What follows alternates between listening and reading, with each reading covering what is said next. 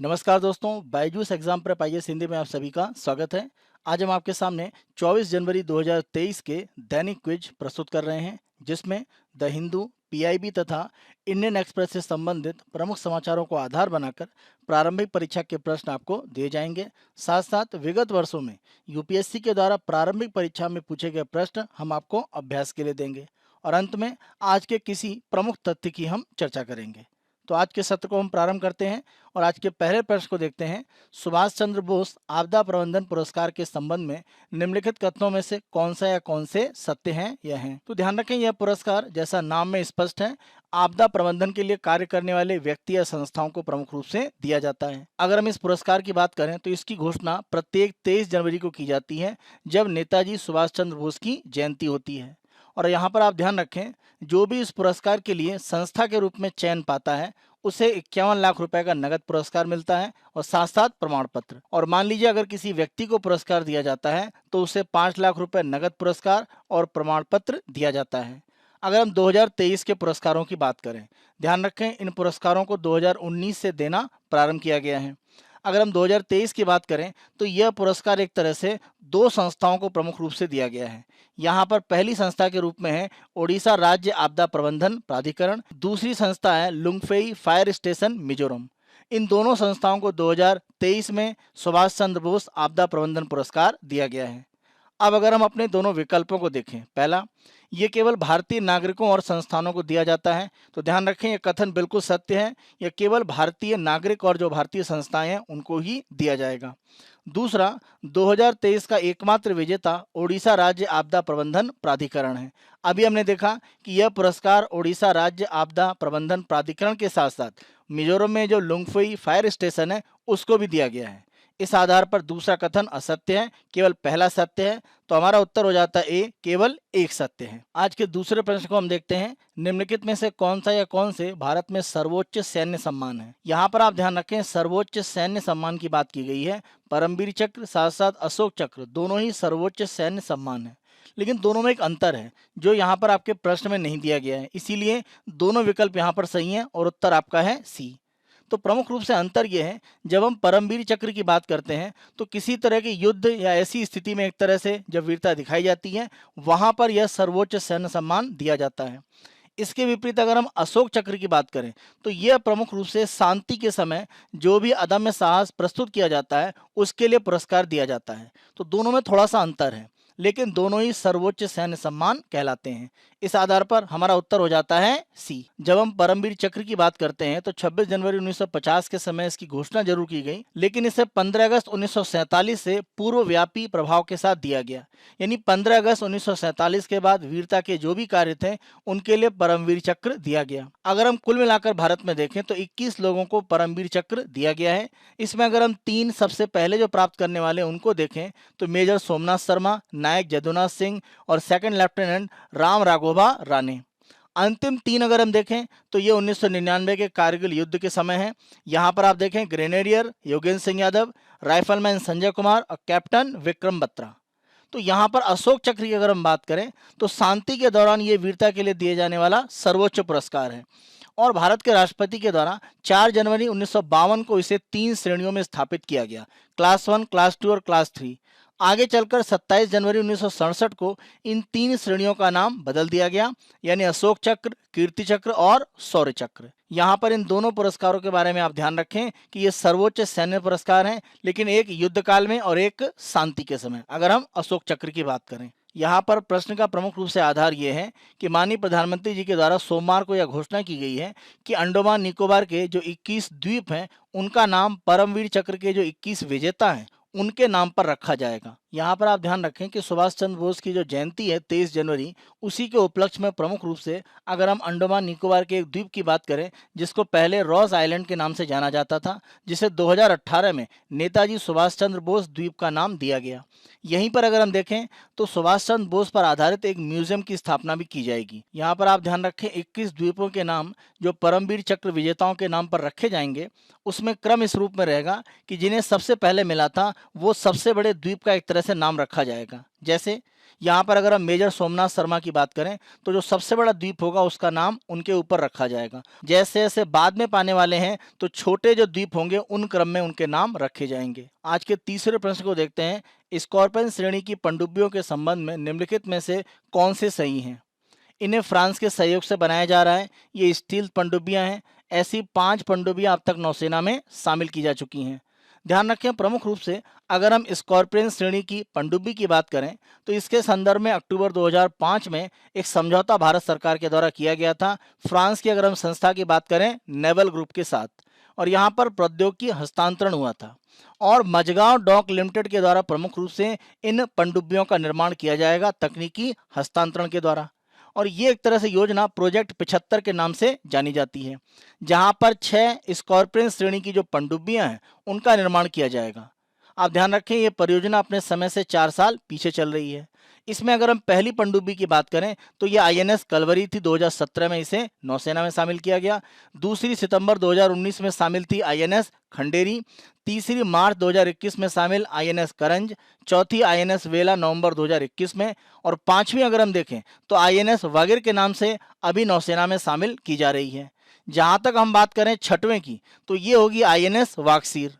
इसे अप्रैल 2022 में पानी में एक तरह से इसको ला दिया गया है, इसको लॉन्च कर दिया गया है और इसके ट्रायल चल रहे हैं, टेस्ट चल रहे हैं। अंतिम रूप में 2023 के अंत तक माना जा रहा है कि जो छठवीं पनडुब्बी है INS वक्सीर, उसको भी नौसेना में शामिल कर लिया जाएगा। आप ध्यान रखें, जब हम बात करते हैं स्टील्थ पनडुब्बियों की, इसका मतलब यह है कि ये पनडुब्बियां एक तरह से अदृश्य होकर काम करती हैं। यहाँ पर अदृश्य होने का मतलब यह है कि पनडुब्बी जब समुद्र के नीचे संचालित होती है तो जो भी ध्वनि उत्पन्न होती है उसको एक तरह से न्यूनतम रखा जाता है, जिससे कि किसी भी तरह के सोनार या अन्य माध्यम से जो दूसरी पनडुब्बियां हैं या जो विरोधी एक तरह से पनडुब्बी वाले हैं वो उनका पता ना लगा पाएं। तो यहाँ पर स्टील्थ का मतलब एक तरह से अदृश्य रूप में बिना अधिक ध्वनि करे हुए या अपना किसी भी तरह का निशान छोड़े हुए जब पनडुब्बी गति करती है तो उसे हम स्टील्थ सबमरीन या पनडुब्बियां कहते हैं।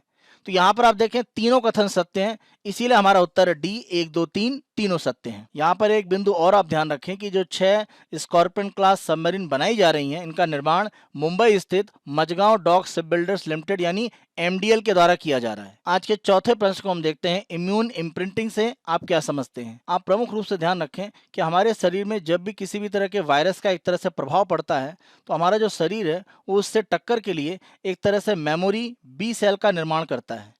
तो ये जो मेमोरी B सेल है, आगे मान के चलिए अगर कभी भी इस वायरस का दोबारा एक तरह शरीर पर प्रभाव होगा तो ये जो मेमोरी B सेल हैं जो एक तरह से शरीर में घूम रही होती हैं, इनके द्वारा एक तरह से एंटीबॉडी का निर्माण किया जाएगा और जो भी एक तरह से वायरस है उसके प्रभाव को कम कर दिया जाएगा या उसे समाप्त किया जाएगा। यहाँ पर आप ध्यान रखें कि अगर इस वायरस का जिसकी हम बात कर रहे हैं, जिसने मेमोरी B सेल रक्त में एक तरह से छोड़ रखी है, जिसके माध्यम से एंटीबॉडी बनकर हमारे शरीर की रक्षा करती है, अगर इस वायरस से मान के चलिए कोई मिलता जुलता वायरस है, बिल्कुल सेम नहीं है लेकिन थोड़ा अंतर है, अगर ऐसा कोई दूसरा वायरस शरीर पर प्रभाव डालता है तो होता यह है कि यहाँ पर जो मेमोरी B सेल है पुरानी वाली वो एक तरह से एक्टिव हो जाती हैं, न कि नए प्रकार की B सेल का निर्माण होना जो होना चाहिए। तो वायरस काफ़ी हद तक मिलता जुलता है लेकिन सामान्य से अलग है जो पहले वायरस था, तो इस आधार पर नया B सेल आना चाहिए। लेकिन होता यह है कि जो पहले से मेमोरी B सेल है वो एक्टिव हो जाता है और एंटीबॉडी शरीर में रिलीज होते हैं, और ये क्या करता है कि जो एक तरह से वायरस दूसरा प्रभाव डाल रहा है उसकी स्थिति को बहुत ज़्यादा एक तरह से नियंत्रित करने में सफल नहीं होता है।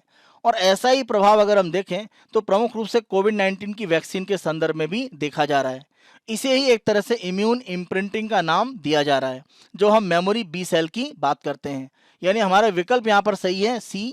ये हमारी प्रतिरक्षा प्रणाली की प्रवृत्ति है जिसमें वह पहले की तरह ही एक समान खतरे का सामना करने पर अपनी प्रतिरक्षा प्रतिक्रिया को दोहराती है, जो मेमोरी B सेल के द्वारा एंटीबॉडी रिलीज करके होता है। यहाँ पर प्रश्न का आधार यह है कि कोविड-19 वैक्सीन के प्रभाव को एक तरह से और मजबूत करने के लिए जो बूस्टर डोज लिए जा रहे हैं वहाँ पर देखा जा रहा है कि इम्यून इम्प्रिंटिंग का एक तरह से प्रभाव है।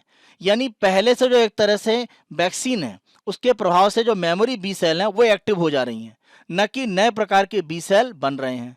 तो अगर पुराने वाले बी सेल एक्टिव होंगे और एंटीबॉडी आएंगे तो नया जो भी एक तरह से एक वेरिएंट है कोविड-19 का वो निष्प्रभावी रहेगा, उस पर ज़्यादा प्रभाव नहीं पड़ेगा और वो शरीर को नुकसान पहुंचाएगा। दैनिक क्विज के दूसरे भाग में हम यूपीएससी के द्वारा विगत वर्षों में पूछे गए प्रारंभिक परीक्षा के प्रश्न आपको अभ्यास के लिए देते हैं।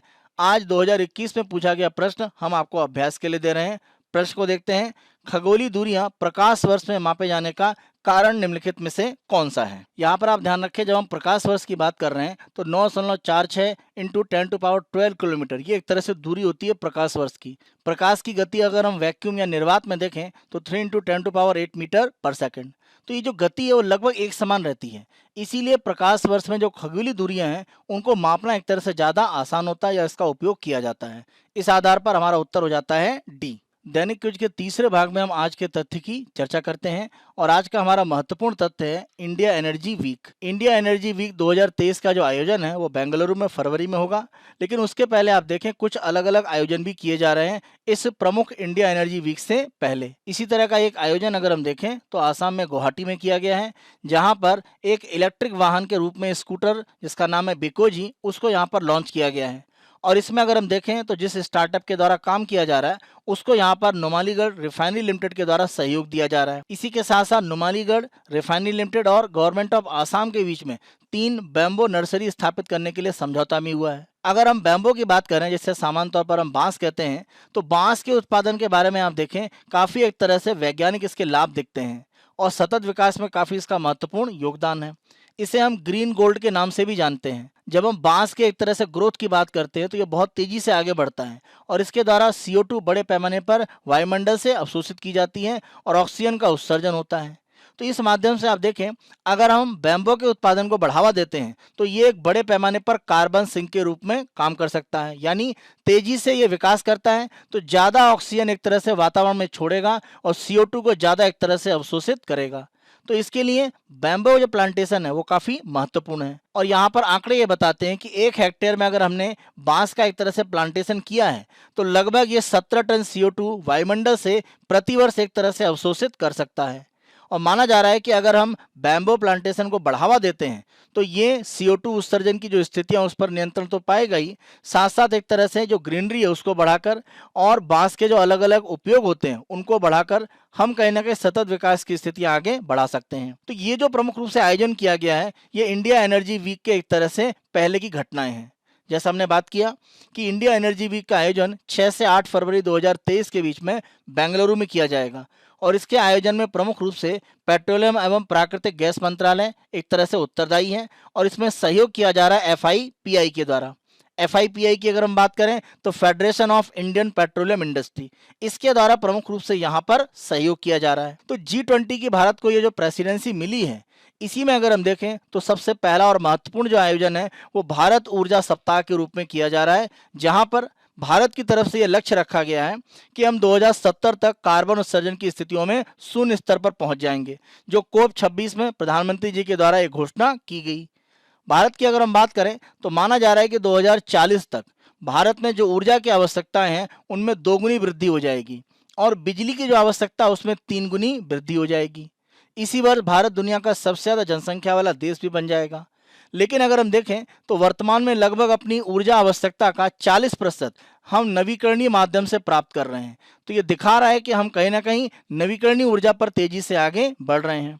इसी के साथ साथ सौर ऊर्जा में हम विश्व के सर्वोच्च 5 देशों में एक तरह से शामिल हैं। भारत के द्वारा नवीकरणीय ऊर्जा के संदर्भ में जो लक्ष्य हैं वो तेजी से प्राप्त करने के प्रयास किए जा रहे हैं और जिस रूप में हमारे प्रयास हैं वो वैश्विक रूप में एक उदाहरण हो सकते हैं। और इस तरह का जो इंडिया एनर्जी वीक आयोजित किया जा रहा है इसमें एक तरह से यही कोशिश है कि अलग अलग जो भी हितधारक हैं, अलग अलग जो देश हैं, विशेषज्ञ हैं, अलग अलग जो संस्थाएं नवीकरणीय ऊर्जा के उत्पादन में शामिल हैं उनको शामिल किया जाए और विकासशील देशों के लिए एक तरह से आप देखें कि ज़्यादा तकनीक सस्ते रूप में उपलब्ध कराई जाए, तो वैश्विक ऊर्जा बाजार में विकासशील देश सस्ती सतत ऊर्जा प्राप्त कर पाएं, यह भी एक तरह से बड़ा उद्देश्य यहाँ पर रखा गया है। यहाँ पर इंडिया एनर्जी वीक का प्रमुख रूप से उद्देश्य यही है कि ऊर्जा सुरक्षा को बनाया जाए, पर्यावरणीय स्थिरता की जो चुनौतियां उनका सामना किया जाए और दीर्घकाल में ऊर्जा संक्रमण को आगे बढ़ाया जाए। यानी जो हमारी एक तरह से तापी ऊर्जा है या जो हम एक तरह से जीवाश्म ईंधन का उपयोग करते हैं वहां से नवीकरणीय ऊर्जा पर शिफ्ट होना, साथ साथ डिकार्बनाइजेशन यानी कार्बन उत्सर्जन में शून्य की जो स्थितियां हैं वो प्राप्त करने की दिशा में प्रयास को बढ़ाना। तो इसके संदर्भ में जो चर्चा है वो इस इंडिया एनर्जी वीक में होगी, जिसके आधार पर सतत विकास की प्रक्रियाओं को भारत ही नहीं वैश्विक स्तर पर G20 के आधार पर मजबूती प्रदान करने का प्रयास किया जाएगा। आज के दैनिक क्विज को यहीं पर हम समाप्त करते हैं। आगामी दिनों में दैनिक क्विज इसी रूप में हम जारी रखेंगे। Byju's exam prep IAS Hindi की दैनिक क्विज की यह पहल आप बहुत अधिक पसंद कर रहे हैं। अधिक से अधिक संख्या में लाइक करें, शेयर करें, और अभी तक अगर आपने हमारे YouTube चैनल को सब्सक्राइब नहीं करा है तो हमारे YouTube चैनल को आज ही सब्सक्राइब करें। धन्यवाद।